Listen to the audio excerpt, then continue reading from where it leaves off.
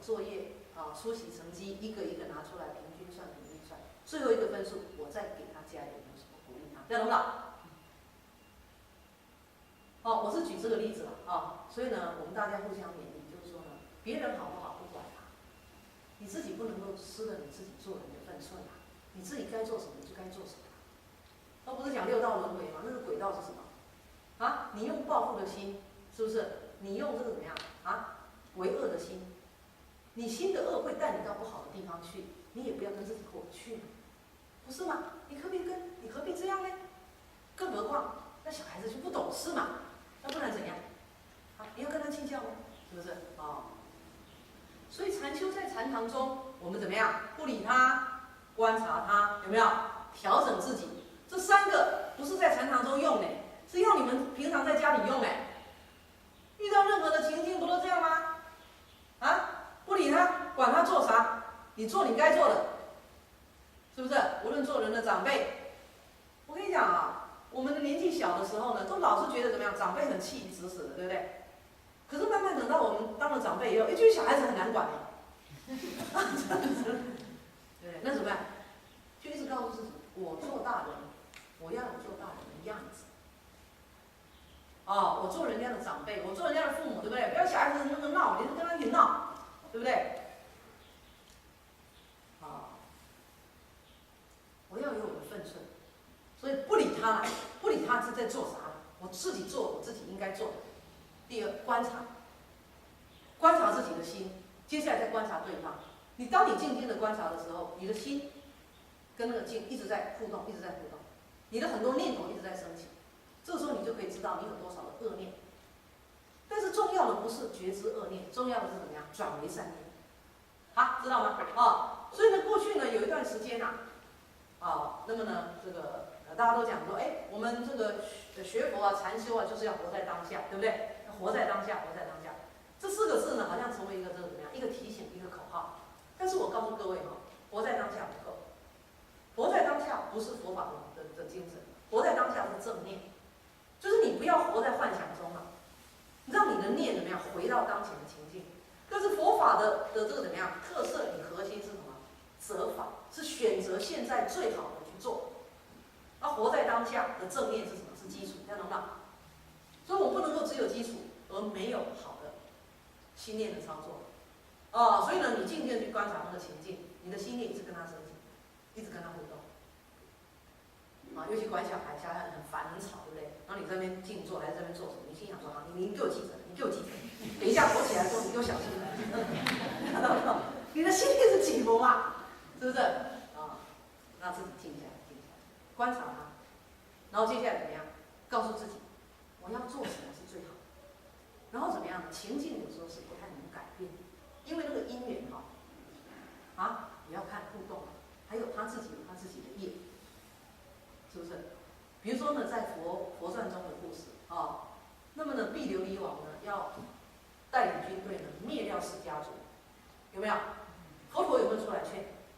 有佛陀有出来劝但是呢，以现在的这个说法就是什么呢？非暴力主义者，非报复主义者，是不是？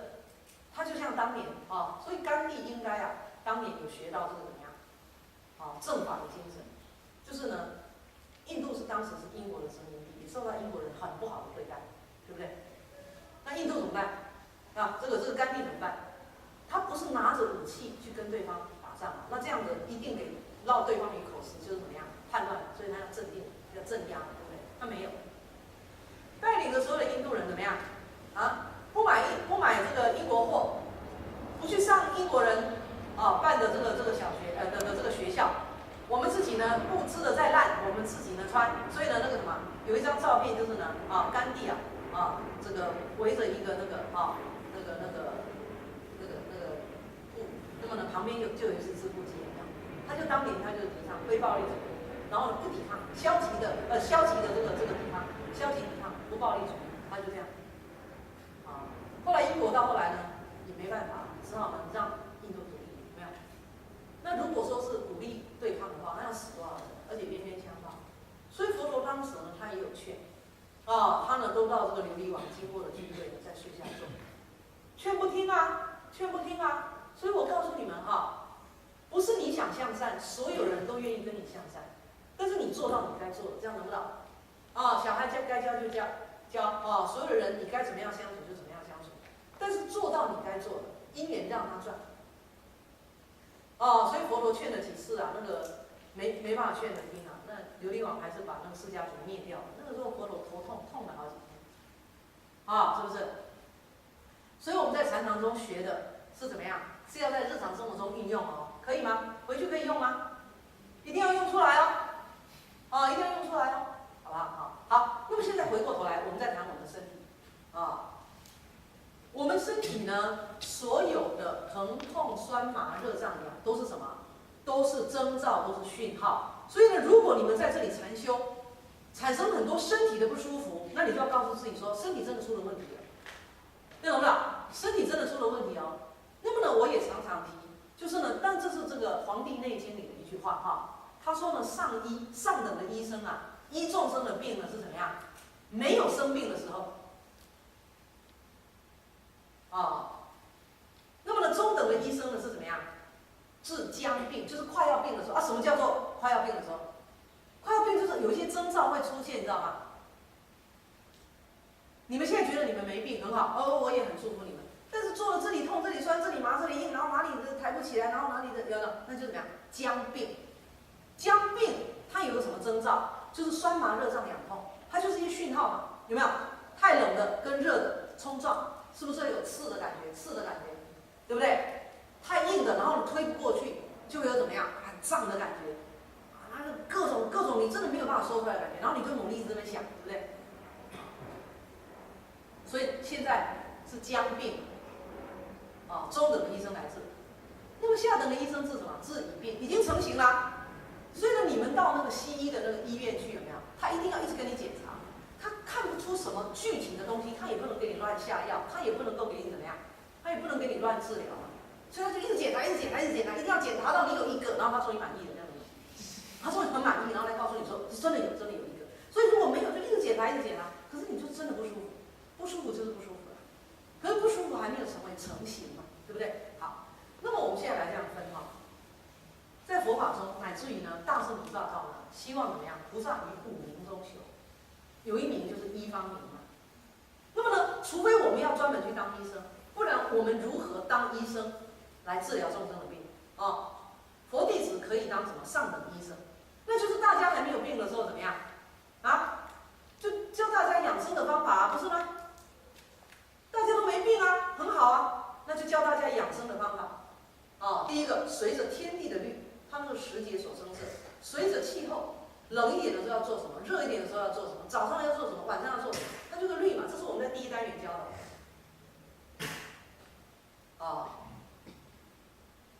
他没有病啊。接下来呢，有点怎么样？有点将病的征兆的时候，有没有？教大家怎么调理，就是适当的教大家好好的调理啊，水分补充，营养补充，作息。然后接下来重点的是心念，心念是在佛法的禅修中最重要的一个精髓。因为我们没有在这边练健康嘛，因为健康还是不能避免老死，你以后都要碰到，对不对？所以呢，我们学佛发菩提心的佛弟子，无论在家出家，都可以当上等的医生嘛。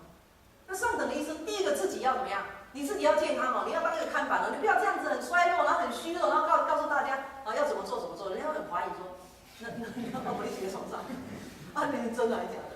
所以你自己要很健康，这样的话，所以呢，出家众我们要当法师，对不对？能够医众生的病，对不对？你要当医生啊。那上等的医生给大家什么药吃？食物吗？干净的食物啊，干净的饮水啊，对不对？好的心念啊，那大家都可以当医生啊。但是当医生之前，自己呢把自己训练好，可以吧？我们这4套课程就是怎么样让大家身体健康那么再来，大家都在胃病跟将病，所以大家身体很多征兆，口干舌燥的，吃不下饭的，吃下去排不出来，有没有？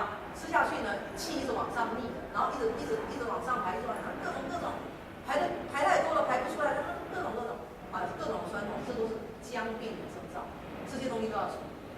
那怎么处理呢？我们教大家怎么处理呢？第一单元就是4个，是不是？有吗？规律的作息啊，是不是？洁净的饮食啊，是不是？接下来怎么样？足够的、干净的、好的水啊。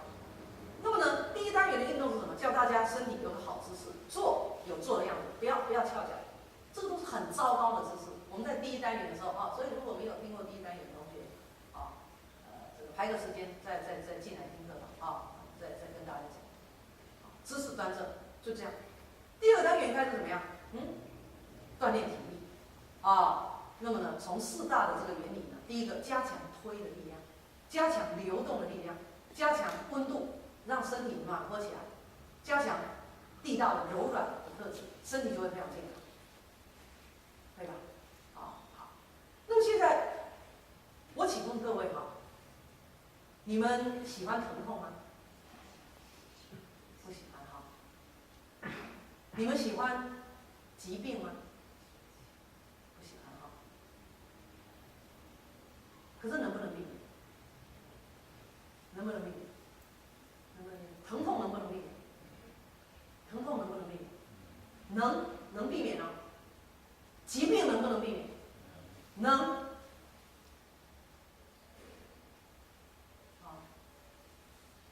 怕不怕死？无论怕不怕，死不能避免。我告诉你们痛可以避免，疾病可以避免，死不能避免。死不可怕，死像什么？你们知道吗？死就像睡觉。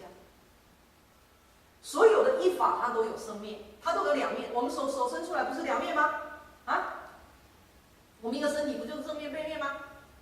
所以一生就是我们一期的生命，它就是一个生跟一个死，才叫做一期生命。我们一天不就有白天黑夜吗？我们早上是不是醒着，晚上是不是睡着？谁会怕睡觉？谁怕睡觉？谁怕睡觉？说不是我害怕，我怕睡着嘞，会吗？既然不怕睡，为什么会怕死？睡跟死它的原理是一样的。谁怕睡眠？失眠的人怕睡眠，睡不着的人怕睡眠，睡了会做噩梦的人，睡不好的人会怕睡眠。如果你一睡下去都怎么样？像你们昨天对不对？经过一天的这个用功听到这9点半钟响了，安板了，哎呀，高兴的不得了，对不对？我要去躺平了，你一定会快乐，你怎么会痛苦呢？如果睡得好，你就会怎样？很想去睡，对不对？睡一觉。所以我昨天跟你讲，好好去睡，好好躺平，好好休息，去睡。那没有人来哭着跟我讲说，师父我不要睡，我好害怕。为什么？因为如果睡眠的经验对你是好的，你不但不害怕，而且你会喜欢，对不对？所以我们人为什么会怕死？有一个可能就是过去可能死不好，过去生可能死不好，那个经验有点不太好，所以怕。第一个。第二个，因为未知，你不知道死了会怎么样，你不知道死是一怎么回事，而且别人演出来的那个死的样子又好像很可怕，所以就被死人吓死了，对不对？所以其实那是我们从来没有的经验，没有的经验为什么会怕呢？那其实是一种记忆，是一种直觉。我告诉你，那么在这里呢，有一个故事，时间的关系我就不再讲。但是有一个人他呢这一生非常的正直，做得非常的好那么在有一次的因缘里面呢，那么呢，当然他是不讲怪力乱神，但是有一个因缘就是然后被人家带去什么关楼阴什么闯地狱什么的那么他去就一堆人嘛那么去的时候呢，那个人经历到的是怎么样？就是很好的境界，鸟语花香，一片光明，一片净土，然后他就进去了。等到出来的时候怎么样？他好高兴然后另外一些人他是怎么样？就遭遇的不好给那个什么牛头马面打砸怎么样，弄得这样子后来出来的时候，大家就在交换经验，这是真实的故事但是因为他那个细节太长，我就只是把重点讲。那他们就交换意见，然后他说：“你怎么样？”他说：“很好怎么样？”那个人讲很好以后，其他人去不好的地方，他不敢讲那个。那个跟什么有关？跟业有关。在《地藏经》中说你没有那个业，你不会到地狱去不会变成恶鬼，除非你是因为愿力。所以他那次的因缘是一个有能力的人带着他们去怎么样？去看他们死的那一段会变成什么样的老。很好的人，他怎么样？他回来以后就常常想说，哎呀，多么希望再一次的回到那种地方去，懂不懂？然后那个去不好的地方是，哎呦，我不要去，我不要去。所以谁会怕死？死不好的会怕死，有一种直觉，懂不懂？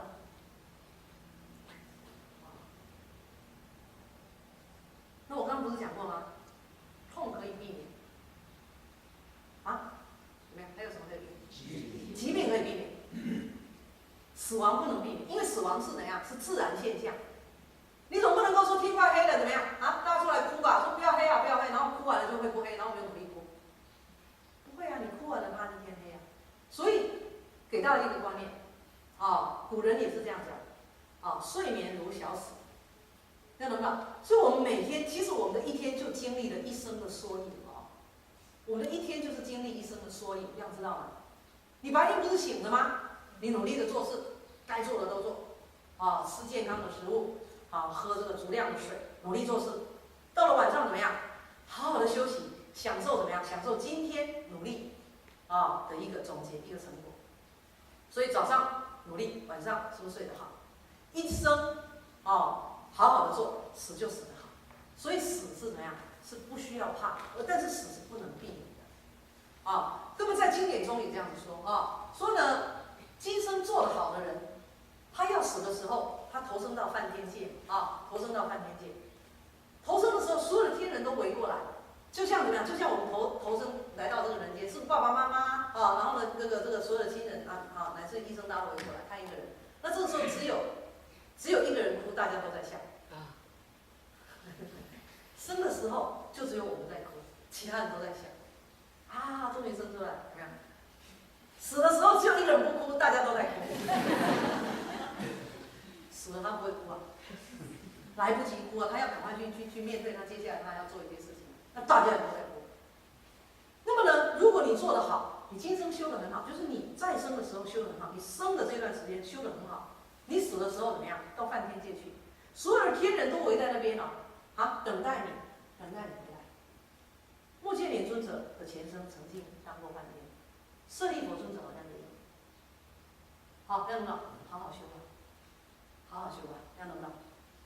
不但不会怕死，而且越来你的那个整个禅修的那个相一直出现，其实你也知道你未来会怎么样。但现在重点不在这里，因为那是后来的重点。现在我要跟大家讲，痛可以避免，然后怎么样疾病可以避免。我们不是有听过什么叫寿终正寝，什么叫无疾而终吗？所以痛是可以避免的那么在这里跟大家讲好像台湾有一个中医师那么以前有个学员给我看过他的资料，我觉得他的理论不错那他是呢取某一个角度，那我们呢在修炼，我们可以呢再根据我们的更好的经验把它补强那么呢，这个医师呢，他是怎么样呢？他本身是中医师，后来呢，他的这个太太呢得癌症。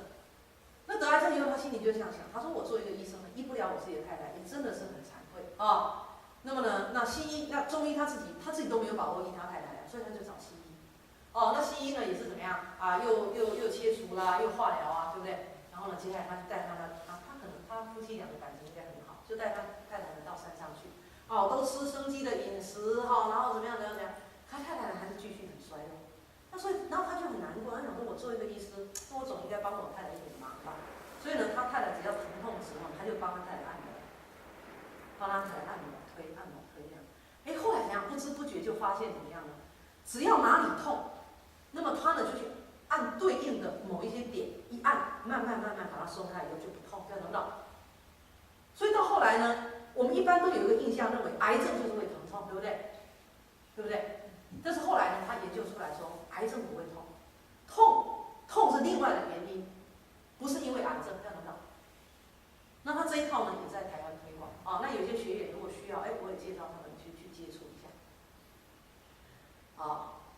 那比如说，我们手脚哪里痛，他们就是从整个的脊椎的中轴线呢去抓，他说抓一个开关抓一个开关，把它松开了以后呢就会不痛。所以我说疼痛是可以避免的，不必然疾病跟癌症会疼痛。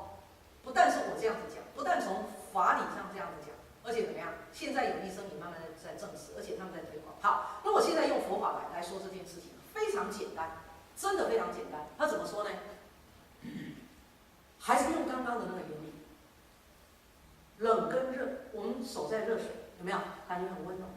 它这个温度多少，对不对？我们手的温度不会超过60度嘛？那这不可能嘛，30几度、40多、41度就了不起，对不对？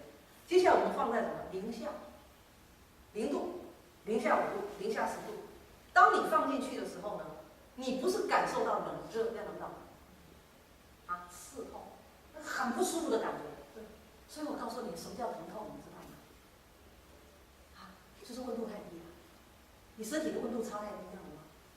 所以为什么我们身上会发炎？发炎是要做什么？发炎就是要帮你，我们的身体在自我保护的时候，它要加热啊，它要一直加热，一直加热，一直加热。但是现在西医是怎么样？加热就赶快给它退烧，有没有？然后加热就给它冰镇，有没有？更惨。这样了解吗？所以如何避免疼痛，你们知道吗？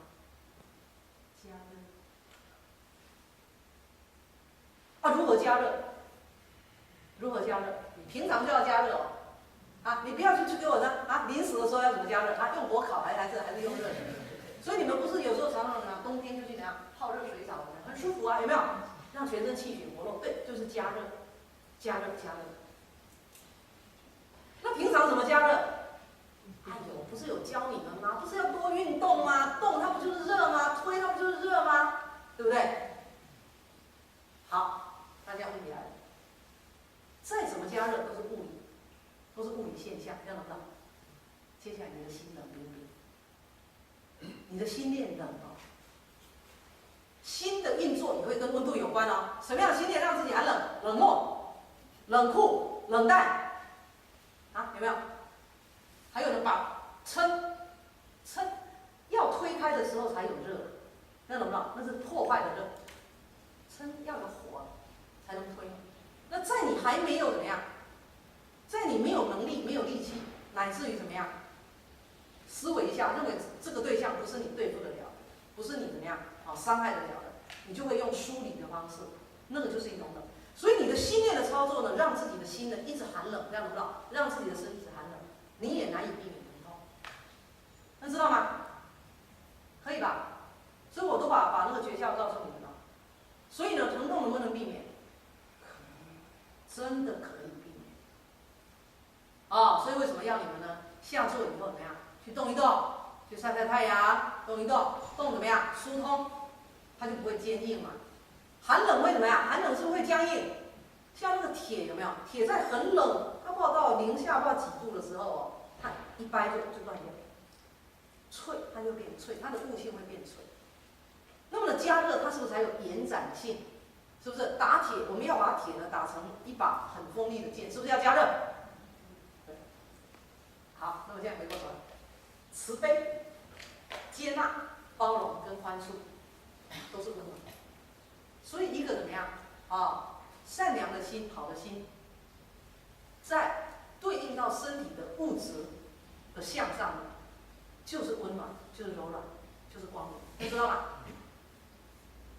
可以的吧？所以疼痛能不能避免？可以。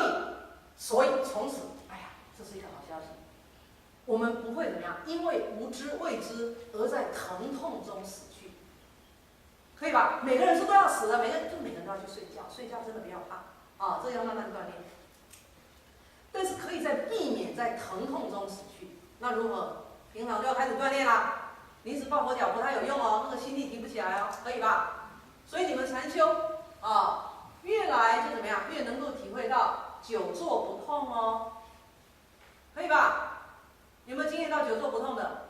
有学员很高兴说：“师父，你一直讲大家都痛，大家痛，我都不痛的。”我说：“你给我闭嘴！你这样不是刺激人吗？你不要讲，你这样很刺激人，你知道吗？只要我跟他讲说能不能，他说师父我都不痛嘞，我都不痛嘞，我痛不痛嘞？我说我知道，不要再讲了，对吧？但是我告诉你，真的不会痛。不是坐就会痛哦，不会，它就是温度。除了温度还有什么？它就地水火风4个嘛。温度冷到某一个极限，它是不是就僵硬？冷到一个极限，它是不是就凝固？是不是？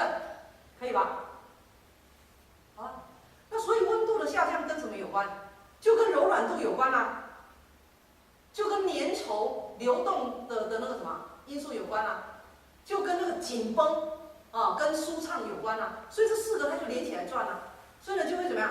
又冷又硬又痛，然后又怎么样啊？又不能动，有没有？它就这样产生的，这样可以吧？所以慢慢练，慢慢练啊，吃好的东西啊，暖性的食物、碱性的食物啊，不要太寒啊。那么呢，干净的食物等等这些，对身体的摄法是有帮助的。然后常运动，把身体加温、加温、加温、加温，可以吧？可以吧？可以哈，那就能够怎么样？避免疼痛，是不是？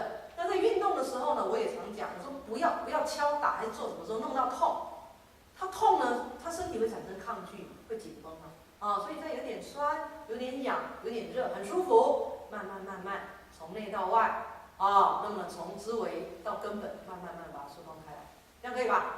所以痛可以避免，好吧？病呢？病能不能避免？可以。你不要看很多人很多这个修行人都死于病苦病痛，所以呢自己也怕得不得了，对不对？我告诉你们，疼痛跟病苦是有业力的，但是我现在跟大家讲，就是说能避免大家就避免，好不好？啊，那么呢，古人台湾古人都讲的无求好生求好死，对不对？我们修行也是这样我们修行也是这样，先让自己过好日子，可以吧？所以我没有要你们在这边痛苦的忍耐，有没有？没有。绝对是在你们还能够承受的范围，非常欢喜所以疼痛可以避免，疾病也可以避免，但是也要从怎么样？也要从平常就开始做。所以我们说上医治未病，对不对？我一直就有一个心愿长期以来以我们出家众跟大家在一起，平常呢我们一起研究佛法。可是呢，在什么时候，信众很容易想起你，很容易希望你帮忙，什么时候？自己或者是家人病苦乃至于死亡的时候，对不对？所以我们出家众要去帮人怎么样诵经、助念，有没有？有病重的人去安慰人，有没有？可是我每次那种时候呢，我心里都很难过，我心里都很不舍，这样能不能？因为你到了那种时候呢，我能说什么？因为很多课程不是要慢慢上吗？所以呢，我就发了一个愿，你们健康的时候，我就把你们找来，让懂不懂？叫做依你们的胃病，那可以吧？你们现在都没病，还是有点僵病，就有点征兆，我就开始把佛法讲给你们听，教你们怎么调身，教你们怎么调心，然后我们每个人都发个愿，怎么样？不痛不病，然后自然老化，然后呢，好好的睡一场觉，到天上去。到净土去，到各个好的地方去，想来就再来，这样可以吧？